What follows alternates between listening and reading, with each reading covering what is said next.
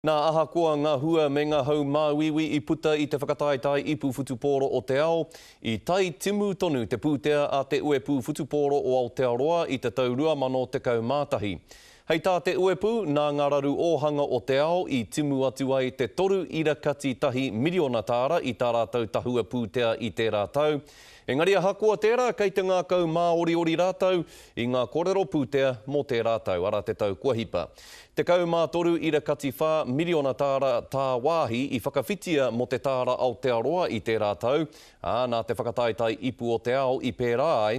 Engari ko te hua ki te uepu e iwa 1.1 miliona tāra noiho. It is fair to say, if you're looking for an angle, I guess we are currently running rugby at a national level at about $3 million less than we earn per year.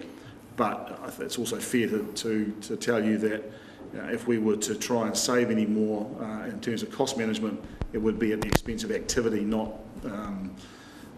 trimming fat, for want of a better way of putting it. So any more savings that we are to apply to the game would mean we would cut some activity.